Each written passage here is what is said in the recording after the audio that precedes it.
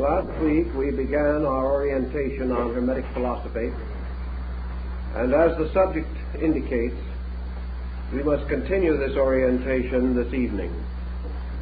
While it may seem that our development will be essentially historical, this is not the full intent of our present approach.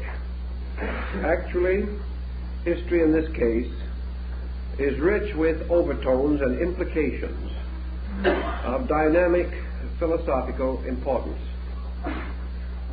We are not interested merely in digging into the past for the sake of unearthing the intellectual artifacts of our ancestors. We are, however, mindful of the living content of things, which is timeless and has continuing vitality for us. I had a letter through the mail today, a very highly confused person. This person would not have been confused had they possessed any adequate integration around the essential substance of the beliefs with which they were concerned. The living person today, in the search for his own believing, finds it very important to defend values and to protect himself against the superficial attitudes and false interpretations which are so common in relation to great systems of religion and philosophy. We have to have a certain amount of factual background. Lacking in this, we are unable to orient and integrate or to keep our minds clear in our present thinking. So if we sharpen our thinking a little, it will do us no harm in our daily living, where we have been inclined to save the mental instrument, protect it from labor, and come too quickly into easy believing, for which there is never any really adequate reward. We have taken this evening three parallel systems for consideration: the Hermetic philosophy, the Gnostic philosophy, and the Neoplatonic philosophy. Now, it's more than a coincidence that these should all have flourished in Alexandria in the opening years of the Christian era. It is also not a coincidence that all of these were closely involved in the rise of Christianity. Nor is it by any means accidental that in a strange way, as St. Augustine points out, these three sects were in large measure responsible for Christianity. Now, this does not mean, he did not certainly intend to imply that Christianity had merely copied these doctrines. Rather, that Christianity, confronted by three schools of the magnitude of these, was forced to make very definite plans of its own. It was forced to overcome at an early date as many of the divisions within its own structure as possible. It required a united front against a world that was not ignorant, not stupid, and not gullible.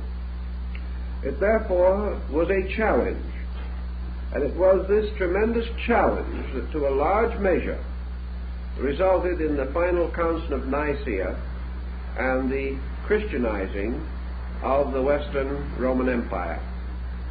Have it not been for these sects, it is very likely that Christianity might have dissolved in its own internal discords. But confronted by these large enemies, it gathered its resources, defined its position ever more clearly, and finally came to a condition of ascendancy. Thus they formed the adversary, which sharpened the wits of the early Christian fathers and caused them to give much more scholarly attention to their own doctrines than might have been their original inclination. So we have these three schools, and the order of them we should also consider. For antiquity, the Hermetic philosophy was probably slightly the elder. In other words, it probably arose slightly earlier than Christianity, 100, 200 years, possibly 300. It also extended downward through the Christian era and down to the 4th or 5th centuries A.D. The second in historical descent was Gnosticism, which belongs to the first Christian century primarily. It arose probably not later than A.D. 30 and continued to exercise a considerable influence down to also to the 5th century A.D. The third of this group was Neoplatonism, which probably arose in the latter part of the 2nd and probably somewhat in the early part of the 3rd century A.D. and continued to exercise considerable influence until the 5th century. Thus, these three organizations coexisted with the early Christian development. And by the nature of their teachings, this coexistence was again more than coincidental. For when we study these three systems, we observe marked parallels among themselves and to Christianity. The question as to who borrowed from who has always been a moot one, and we will not even attempt to explain and interpret it. We can only say that these persons lived together, that they lived in speaking distance of each other, and that they were united by a common tongue. We know, for example, that St. Augustine was highly conversant with Neoplatonism, and apparently did not hold it in essential disregard, although he publicly criticized it on some occasions. Actually, a large part of his own philosophy was certainly influenced by Neoplatonic thought. Trying to analyze the structure of these three non-Christian groups to determine their essential keynote, what was the essential difference between them? The more you read about them, the less difference you observe, until a number of writers have practically given up in despair any effort to distinguish their essential doctrines. These doctrines are so close that they are regarded almost as identical. Actually, they are not identical, because each presents a particular perspective about something in which they all have a common interest. The principal foundation of the Hermetic arts must be regarded as scientific. Hermetism, or Hermetic philosophy, was a science.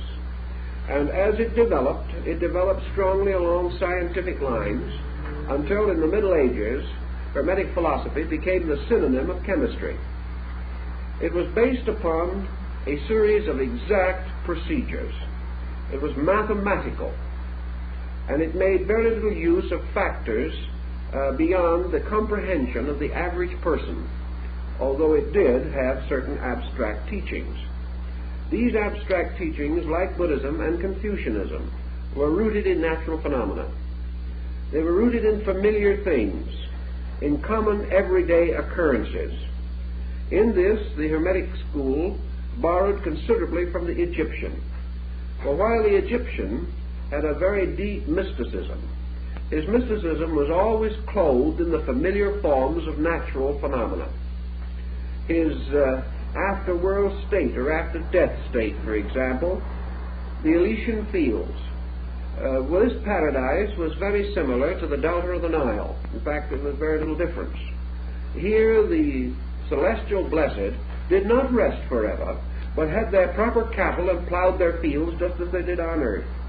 The only thing is that the difference between the terrestrial Nile and the celestial Nile was essentially that the celestial Nile never failed, whereas the terrestrial Nile sometimes did not rise appropriately, and there could be famines in the land.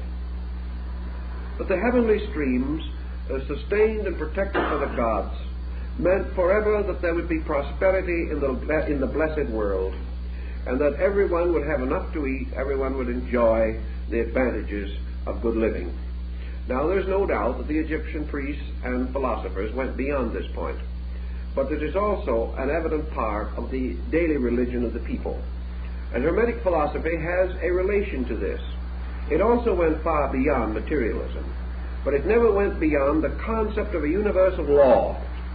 It never transcended the idea that divine procedures were mathematical, that cause and effect were inevitable, that the progress of the human being came through the mastery of certain sciences, and that, of course, the science of sciences was that of life itself. Therefore, Hermetic philosophy emphasized life as an exact science, a science of human generation and regeneration, a science of human perfection, and the Hermetists believed and affirmed